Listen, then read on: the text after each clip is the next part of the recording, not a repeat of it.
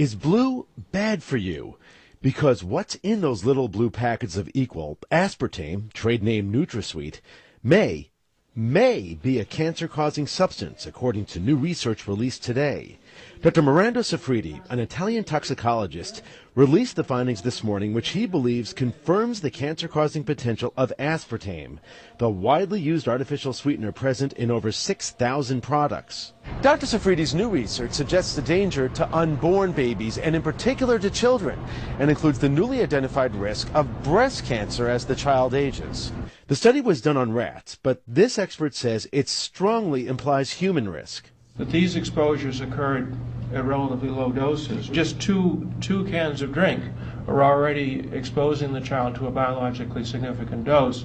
Parents of young children, they should think very, very carefully about giving drinks and other foods to their children that are sweetened with aspartame and, for that matter, other artificial sweeteners. Just this weekend, the FDA released a statement discarding Safridi's previous research with similar findings, in part because he did not completely share all the data requested and all the pathology slides. The FDA has not evaluated the study presented today. Based on the result of these two experiments, I think should be take action to review the regulation of aspartame. Still, other international agencies weren't convinced either. Neither was the American Council on Science and Health. My biggest concern here is that Americans will become unnecessarily concerned about using NutraSweet or aspartame. I feel terrible that some parents might feel that they're harming their children by letting them have a diet soda. I'd say NutraSweet has to be one of the most tested ingredients in our entire food supply. And is it safe? Yes, it is safe.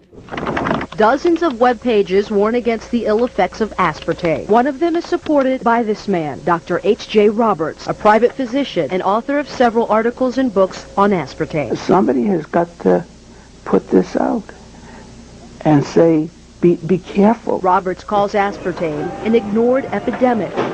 The internist says he's treated patients who suffered severe side effects from America's favorite artificial sweetener. The bottom line is that I have over 1,300 in my own database that people have had terrible reactions to products containing aspartame. Dr. Olney, do you think that aspartame should be on the market today? No. Why not? Because it hasn't been demonstrated to be safe.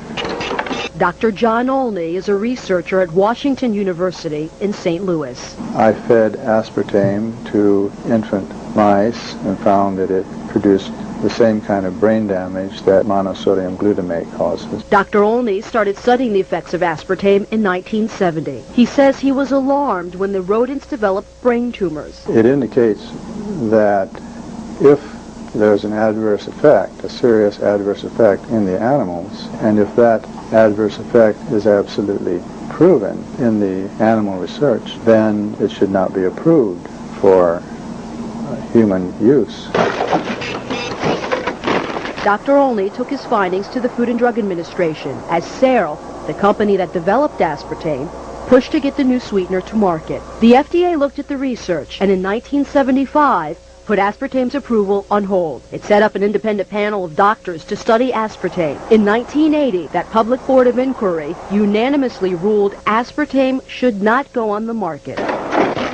We had a major responsibility to evaluate. Dr. Vernon Young from MIT is the only surviving member of the board of inquiry. Our conclusion was that on the basis of the evidence presented at that time, we weren't able to assure ourselves of the safety of aspartame in that particular context, and that we advised the need for additional study. Sounds great. We'll see you then. Thanks a lot. Bye-bye. There is no evidence at the present time that I'm aware of that aspartame in large amounts has a significant effect on brain chemistry.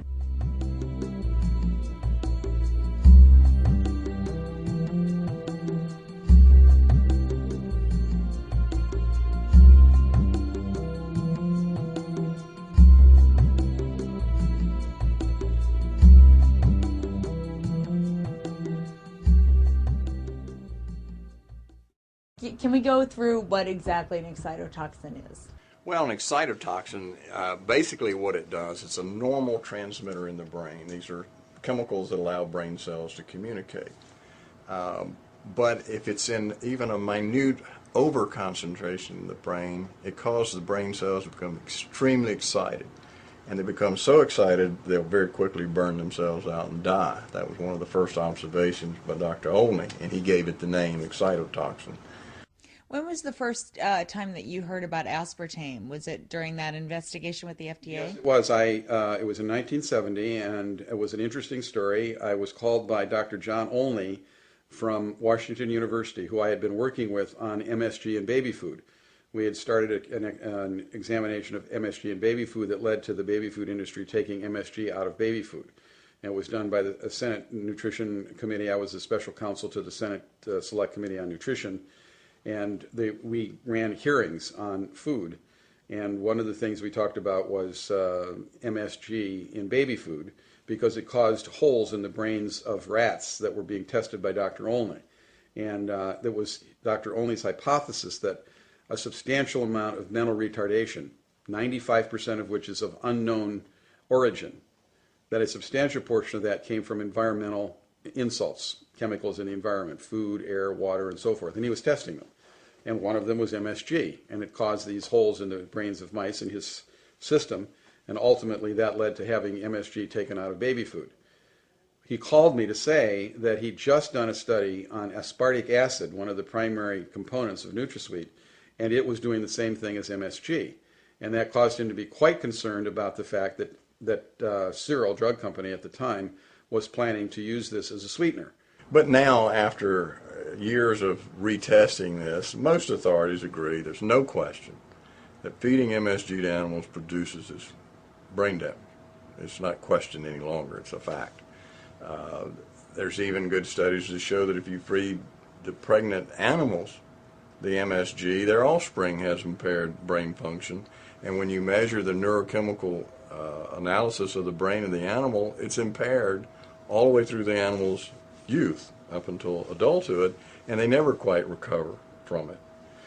In one of the conferences which I addressed for the FDA a few years back, there was a study with MSG, monosodium glutamate, which is another excitotoxin, it's a neurotoxin problem. And we could not understand why with the controls had almost the same number of reactions as the people had given it. But it turned out that one of the presumably inert components in these capsules of products with MSG contained aspartame. So it really was, there was something that even the investigators did not realize was a component of the presumed placebo. The central mechanism that actually produces the destruction and damage to the brain is excitotoxicity. That's pretty well agreed upon now. The frightening thing is that we're adding tons of these excitotoxins to our food, either in the form of MSG or part of the aspartame molecule, which is aspartic acid, which is an excitotoxin.